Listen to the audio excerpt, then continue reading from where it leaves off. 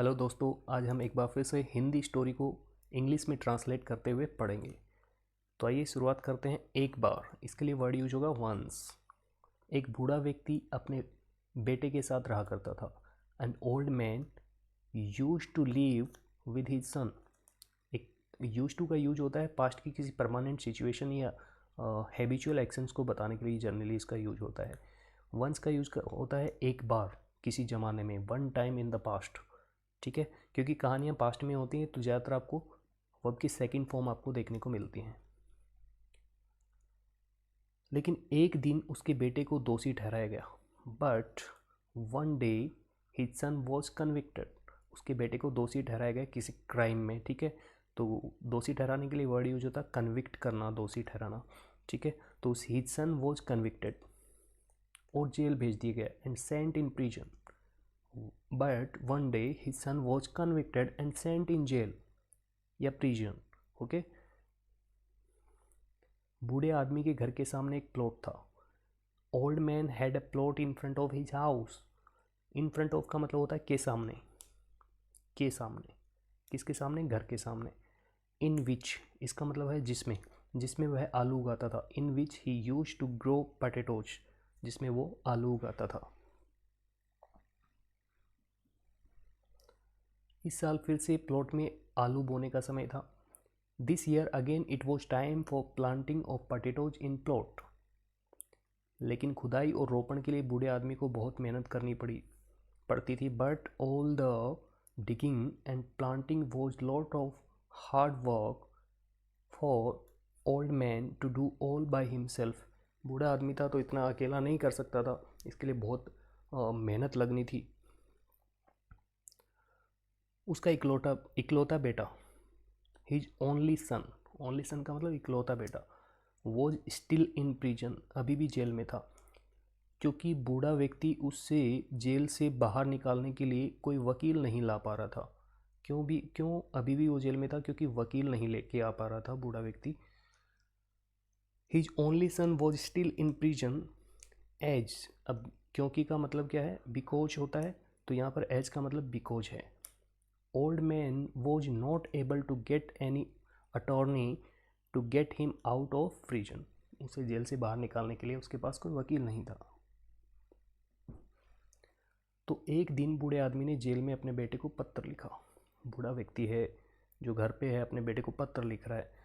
So one day old man wrote a letter to his son in prison and told him about situation, और स्थिति के बारे में बताया कि आलू बोने का समय है, लेकिन मैं इतना बूढ़ा हो गया हूँ कि आलू अब बोने के लिए जो मेहनत करनी पड़ती है वो मैं नहीं कर पाऊँगा।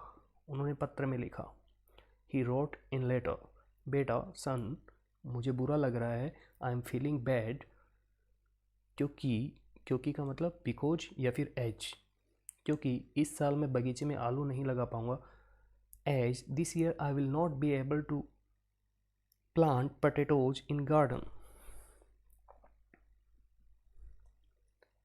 मैं इसे मिस नहीं करना चाहता। I don't want to miss this. क्योंकि एज आपकी माँ को ये पसंद था। As your mother always love this. लेकिन बेटा, आलू की बागवानी के लिए, प्लॉट खोदने के लिए मैं बहुत बूढ़ा हो गया हूँ। मैं इतना बूढ़ा हो गया हूँ कि मैं प्लॉट नहीं खोद सकता अब इस उम्र में। तो लिख रहा है, but son I am too old to dig a plot. देखो, किसी नेगेटिव बात को बताने के लिए टू और टू का कॉम्बिनेशन यूज किया जाता है। जैसे मैं कहूँ कि मैं इतना बूढ़ा हो गया हूँ कि चल नहीं सकता, I am too old to walk. इसको आप ऐसे भी कह सकते हैं, I am so old that I can not walk. इसको आप ऐसे भी लिख सकते थे, I am so old that I can not dig a plot for gardening of potatoes. आगे लिख रहा है, काश तुम यहाँ मेरे साथ होते। काश के लिए यूज होता है आई विश। काश जब होते हैं हम निराश तो बोलते हैं आई विश, काश। यू आर हियर, तुम यहाँ होते, विद मी, मेरे साथ, मुझे पता है कि तुमने मेरे लिए प्लॉट खोदा होता और मेरी सारी परेशानियाँ ख़त्म होती। तो वो लेटर में लिख रहा है कि काश तुम मेरे साथ यहाँ होते तो तुम प्लॉट खोदते मेरे लिए और मेरी सारी समस्याओं का हल मिल जाता मुझे, या परेशानियाँ ख़त्म हो जाती। तो इसके लिए लिखा है, I know you would have dug that plot for me and all my troubles, परेशानियाँ, ट्रबल्स का मतलब परेशानियाँ, all my troubles would be over.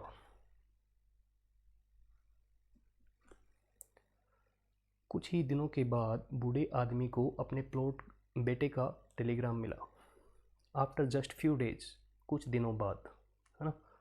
Just few days का मतलब कुछ दिन, आफ्टर का मतलब के बाद। Old man received a Telegram from his son, उसके बेटे का उसको टेलीग्राम मिला, जिसमें उसके बेटे ने संक्षिप्त उत्तर दिया। With short reply from his son, Telegram में नोट था, क्या लिखा था? Note in the Telegram was, पापा हमारे घर के सामने जो प्लॉट है वो मत खोदना। Dad don't dig up that plot in front of our house, क्यों नहीं खोदना? वहीं मैंने सारी बंदूकें गाड़ दी थी और छिपा दी थी। That's where I had buried and hid, hide का सेकेंड फॉर्म है ऑल द गन्स, जहाँ पे मैंने गन्स छुपा दी थी। अगली सुबह, नेक्स्ट मॉर्निंग, बूढ़े आदमी ने देखा कि FBI एजेंट और पुलिस ऑफिसर्स बूढ़े आदमी के घर के सामने आ गए हैं। तो अगले दिन, next morning, old man saw that FBI agents and police officers showed up in front of old man's house, उस बूढ़े व्यक्ति के घर के सामने दिखाई दिए वो। और क्या किया उन्होंने? और बंदूकों की तलाश में पूरे भूखंड को खोद डाला। And dug of whole plot in search of guns, की तलाश में के लिए यूज होता है, किस चीज़ की तलाश में? तो इन सर्च ऑफ का यूज होता है। इन सर्च ऑफ गन्स यानी बंदूकों की तलाश में उन्होंने पूरे प्लॉट को खोद डाला। लेकिन क्या हुआ? लेकिन उन्हें कोई बंदूक नहीं मिली, इसलिए वो चले गए। But won't able to find any gun, इसलिए, सो का मतलब यहाँ पर क्या है? इसलिए, दे लेफ्ट, वो चले गए। इस सब से भ्रमित होकर बूढ़े ने जेल में अपने बेटे को एक और पत्र लिखा। देखो ये जो घटना हुई कि अचानक पुलिस का आना, पूरे प्लॉट को खोदना, तो ये इससे वो भ्रमित हो गया बूढ़ा व्यक्ति और अपने बेटे को दोबारा पत्र लिखा। तो इस सब से भ्रमित होकर बूढ़े ने अपने बेटे को एक और पत्र लिखा। तो इसके लिए इंग्लिश में कहेंगे, confuse by all this old man wrote another letter, एक और के लिए अनदर का यूज करेंगे, to his son in prison, और उसमें जो कुछ हुआ उसके बारे में उसे बताया। Telling him about all what happened, उनके बेटे का जवाब था। अब पिता ने लेटर लिखा तो बेटे ने उसका जवाब दिया। हिज सन्स रिप्लाई वॉज, यानी लेटर के द्वारा ही उसको लिखा। पिताजी, डैड आगे बढ़ो और अपने आलू बो, गो अहेड, आगे बढ़ने के लिए क्या है? Go ahead, go further, and plant your potatoes, it is best I could do to help you from here, यही यहाँ से आपकी मदद करने के लिए सबसे अच्छा कर सकता हूँ। मॉल क्या है स्टोरी का?